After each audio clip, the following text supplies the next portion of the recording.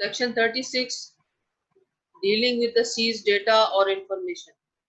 अगर authorised officer जाकर के या इन्वेस्टिगेशन ऑफिसर जाकर के कोई भी डेटा किसी किस्म का सीज करता है तो फिर उसके साथ जो है किस तरह डील किया जाएगा। If any data or information system has been seized or secured following a search or seizure under this act, the authorized officer who undertook the search or seizure shall at the time of seizure give a copy of that list to number one, the occupier of the premises, or number one, the occupier of the premises, or the owner of the data or information system, or the person from whose possession the data or information system has been seized in prescribed manner in the presence of witnesses. अब उसमें कह रहा है कि किस तरह deal करना है उसने प्रॉपर्टी के साथ। सबसे पहले तो ये कि वो जो भी ऑथराइज और इन्वेस्टिगेशन ऑफिसर है उन तमाम चीजों की लिस्ट बनाएगा, उस तमाम डेटा की सारी इंफॉर्मेशन की जो भी उसने रिकवर किया। उसके बाद उसका एक उसको मशीरनामा कहा जाता है जिसके अंदर सारी डिटेल्स लिखी जाती है, जिसको मशीरनामा ऑफ रिकवरी भी कहते हैं। अच्छा, उसमें वो सारी डिटेल्स लिखेगा। उसके बाद उसकी जो है उसके अंदर विटनेसेस के सिग्नेचर लेगा कि हाँ जी आप देख रहे हैं कि आपने ये चीजें रिकवर की। उसमें 2 लोगों के साइन लेगा वो एज अ विटनेस, जो कि रिकवरी के विटनेसेस होंगे, जो चीजें रिकवर की गई है उनको इंडोर्स करेंगे। उसके बाद क्या करेंगे कि उसको उसकी जो कॉपीज होंगी वो सबसे पहले जिस शख्स के कब्जे में वो जगह थी उसको दी जाएगी, जिसके पोजीशन से वो डेटा निकला उसको कॉपी दी जाएगी और ओनर को दी जाएगी। अगर वो एक ही शख्स के कब्जे में थी, वही मालिक था, वही सब कुछ है, उसी से रिकवर हुआ है, तो फिर एक ही कॉपी उसको प्रोवाइड की जाएगी। जैसे सिस्टम होंगे बिल्कुल वैसे ही उसको डील किया जाएगा। अच्छा, अब नंबर सेकंड में कह रहा है the authorised officer upon an application of the owner of data or information system or articles, authorized agent of the owner and on payment of the prescribed cost shall provide forensic image of the data or information system to the owner or his authorized agent within a time prescribed under this act. अब अगर मिसाल के तौर पर जो मालिक है उस जगह का या जिससे वो रिकवरी हुई है वो चाहता है कि जो भी वहां से उससे रिकवरी की है ऑथराइज ऑफिसर या दूसरे लफ्जों में हम उसे इन्वेस्टिगेशन ऑफिसर कहते हैं, उसकी वो कॉपी हासिल करना चाहता है। तो कॉपी हासिल करने के लिए उसने जो है वो करना ये है कि उसको एप्लीकेशन देनी है इन्वेस्टिगेशन ऑफिसर को, और उसके बाद जो एप्लीकेशन है उसको रिसीव करने के बाद जो ऑथराइज ऑफिसर इन्वेस्टिगेशन ऑफिसर है कॉस्ट लेकर फोटोकॉपी की या जो भी उसकी है कॉस्ट बनती होगी लीगल, वो लेने के बाद कॉपी प्रोवाइड करेगा। इस चीज की जो फॉरेंसिक जो भी रिपोर्ट आएगी उसकी एक फोटोकॉपी करवा के उसको देगा। लेकिन अब वो दे तो उसके देने के बारे में अगर इन्वेस्टिगेशन ऑफिसर को लगता है कि नहीं देना चाहिए तो फिर उसके लिए क्या प्रोसीजर होगा। अगर उसे लगता है कि देना ठीक है तो फिर वो कॉपी दे देगा उसको, लेकिन अगर उसे ऐसा फील होता है कि ये देना ठीक नहीं रहेगा उसके लिए ये क्या प्रोसीजर होगा। If the authorised officer has reason to believe that providing forensic image of the data or information system the owner under subsection 2 may prejudice, क्या क्या चीजें हो सकती है। नंबर 1 सब क्लासे में कह रहा है the investigation in connection with which the search was carried out, और बी अनदर ऑनगोइंग इन्वेस्टिगेशन, और सी में कह रहा है any criminal proceeding that are pending or that may be in relation to any of those investigation. The authorized officer shall, within the 7 days of receipt of the application under subsection 2, approach the court for seeking order. अब ये कह रहा है कि मिसाल के तौर पर अगर इन्वेस्टिगेशन ऑफिसर को लगता है कि उसको नहीं देनी चाहिए कॉपी, और अगर वो कॉपी देगा तो उससे क्या क्या चीजें प्रेजुडाइज हो सकती हैं। अगर कोई उसके साथ रिलेटेड इन्वेस्टिगेशन चल रही है तो वो प्रीजुडाइज हो सकती है, या कोई दूसरे केस अगर उसी सेम केस की इन्वेस्टिगेशन तो उसको भी फर्क पड़ सकता है, वो डिस्टर्ब हो जाएगी, या कोई दूसरा इसके साथ कनेक्टेड केस है वो डिस्टर्ब होगा, या फिर क्रिमिनल जो प्रोसीडिंग चल रही है केस कोर्ट में जो चल रहा है उसमें उसके अफेक्ट पड़ेगा इसका। तो फिर उसके लिए उसने कोर्ट में उसकी एप्लीकेशन जो उसको दी गई है कॉपी के लिए वो ले जाएगा और जाकर कोर्ट में बिफोर कोर्ट जो है उसको सबमिट करेगा और कोर्ट की इंफॉर्मेशन भी लेकर आएगा, और उसको जो भी उसको एप्रीहेंशन है, जो भी उसको दिमाग के अंदर जो है वो किसी किस्म के उसको जो है वो रिजर्वेशन कोर्ट में बताएगा कि अगर हम इसकी कॉपी देंगे तो ये प्रॉब्लम्स हो सकती है। उसके बाद कोर्ट ने डिसाइड करना है कि क्या वो कॉपी प्रोवाइड करेगा या नहीं करेगा, और अगर वो चाहता है कि वो कॉपी ना दे तो उसके लिए उसे कोर्ट से ऑर्डर लेना होगा, और अगर कोर्ट उसको ऑर्डर नहीं देगी तो फिर उसको ये कॉपी प्रोवाइड करनी होगी। अब कोर्ट क्या करेगी जनाब एप्लीकेशन को रिसीव करके? The court upon receipt of an application from N authorised officer under subsection 3 may, after recording reasons in writing, pass such order as deemed appropriate in the circumstances of case. अब उसके अंदर court की discretion है, अगर वो चाहे तो वो इन्वेस्टिगेशन ऑफिसर की बात मानकर उसको जो है कॉपी ना दे, और अगर ना चाहे, अगर वो कोर्ट को लगता है कि कॉपी देनी चाहिए तो वो कोर्ट ऑर्डर कर सकती है उसको कि जनाब आप कॉपी प्रोवाइड करें, और ऐसा कोई भी इशू क्रिएट नहीं होगा। लेकिन जो भी ऑर्डर कोर्ट पास करेगी उसके लिए रीजंस रिकॉर्ड करेगी अपने ऑर्डर के अंदर। The cost associated with the exercise of right under this section shall be borne by the person exercising these rights. यानी जो भी शख्स कॉपी के लिए अप्लाई करेगा कॉस्ट उसी को बर्दाश्त करनी होगी उस कॉपी। अच्छा, अब हमारे पास है 37 अनलॉफुल ऑनलाइन कंटेंट्स।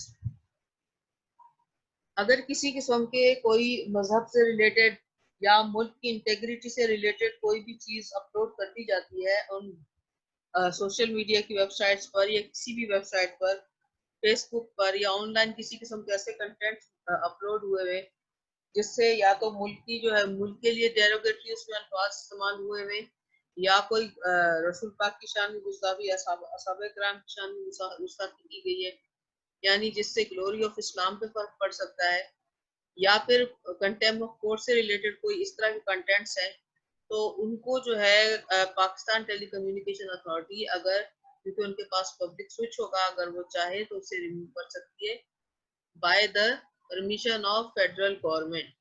और 30 सेक्शन जो 37 सेक्शन है ये इसी के बारे में बता रहा है।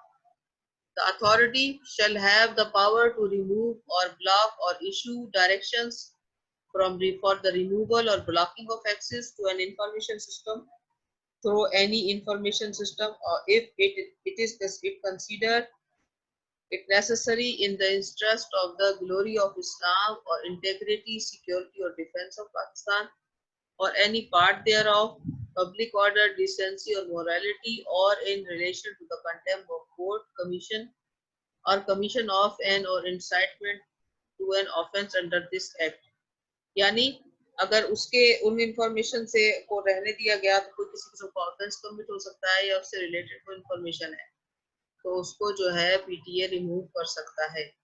नंबर 2 में कह रहा है the authority shall with the approval of the federal government prescribe rules providing for among other matters safeguard transparent process and effective oversight mechanism for the exercise of powers under subsection 1।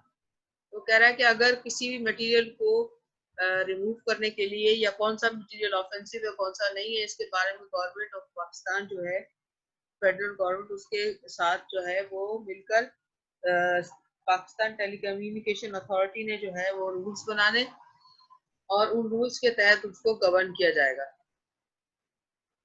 ठीक है। अच्छा, until the rules are prescribed under subsection 2, the authority shall exercise its powers under act or any other law for the time being in force in accordance with the direction issued by the federal government, not inconsistent with the provision of this act। वो कह रहा है कि अगर जब तक rules नहीं बना दिए जाता तब तक इस कानून के अंदर जो कुछ लिखा हुआ है उनको फॉलो करना होगा, और उसके अलावा अगर कहीं पर ये लॉ खामोश है तो फिर फेडरल गवर्नमेंट की जो भी डायरेक्शन होगी उसको फॉलो करेगी अथॉरिटी। अच्छा, उसके अंदर लास्ट में ये हमें बता रहा है कि any person aggrieved from any order pass by the authority under subsection 1 may file an application with the authority for review of the order within 30 days from the date of passing of the order. 30 दिन के अंदर अगर कोई शख्स समझता है कि जो कंटेंट्स रिमूव किए गए हैं वो बिल्कुल जो है गलत रिमूव किए गए हैं, उसका किसी भी किस्म का कोई इंटेग्रिटी या किसी भी चीज से कोई ताल्लुक नहीं था और वो एग्रीव्ड है, तो वो रिव्यू की एप्लीकेशन पहले बिफोर अथॉरिटी फाइल करेगा और उसके बाद जो है अगर वहां से उसको कोई रेस्पॉन्स नहीं मिलता है तो फिर उसके बाद सेक्शन 5 इसके सब क्लास 5 में कह रहा है an appeal against the decision of the authority in review shall lie before the high court within 30 days of the order of the authority in review। यानी रिव्यू अगर डिसमिस हो जाता है तो विद इन जो है उसने कितने दिन 30 डेज के अंदर अंदर उसने अपील फाइल करनी है बिफोर हाई कोर्ट। अब उसके बाद जो पावर्स है वो हाई कोर्ट के पास है, अगर वो चाहे तो एप्लीकेशन का अलाउ करे या डिसअलाउ करे, अपील उसके सामने फाइल होगी। ठीक है, यहाँ तक समझ में आ गया आपको? ये दो सेक्शन समझ में आए जी?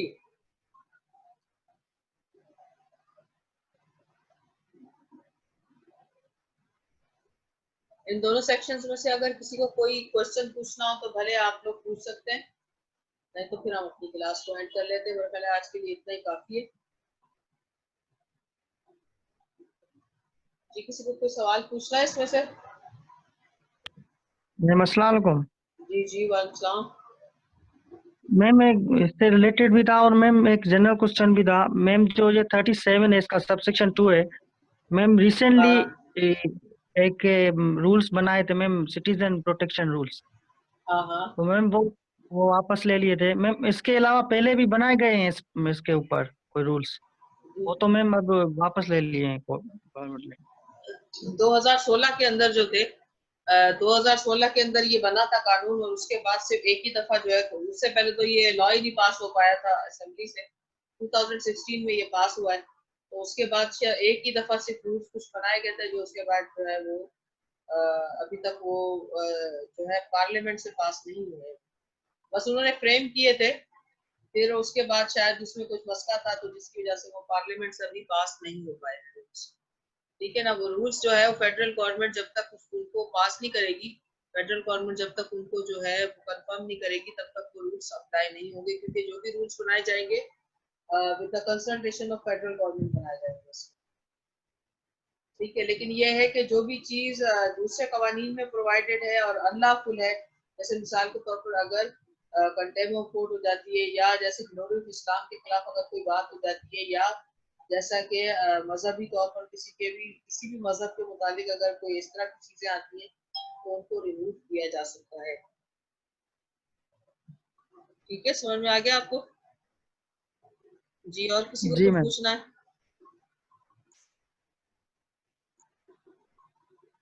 जी जी बोलिए, अगर किसी को कोई सवाल करना हो तो पूछ लें। तो फिर ये दो सेक्शन अभी आज के लिए काफी बड़े बड़े सेक्शन थे ये। इंशाल्लाह नेक्स्ट क्लास में हम आगे पढ़ेंगे। अच्छा, कल जो है वो क्लास में नहीं ले पाऊंगी, कल मेरा कोर्ट में मैटर रखा हुआ है, तो इसलिए हम अब जो नेक्स्ट हमारी क्लास होगी वो अगले हफ्ते होगी। ठीक है, तो जो आज हमारी अटेंडेंस होगी इसी को हम कल अडॉप्ट कर लेंगे। ठीक है मैम। ठीक है ना, और शहजाद आज वाली भी अटेंडेंस सेंड कर दीजिएगा। चले फिर हम जी ठीक जी है अपनी क्लास खत्म कर लेते हैं, क्योंकि किसी को कुछ क्वेश्चन तो पूछना नहीं है, तो फिर एंड। Okay ma'am. ओके चलिए, अल्लाह हाफिज, बेस्ट ऑफ लक। अल्लाह हाफिज।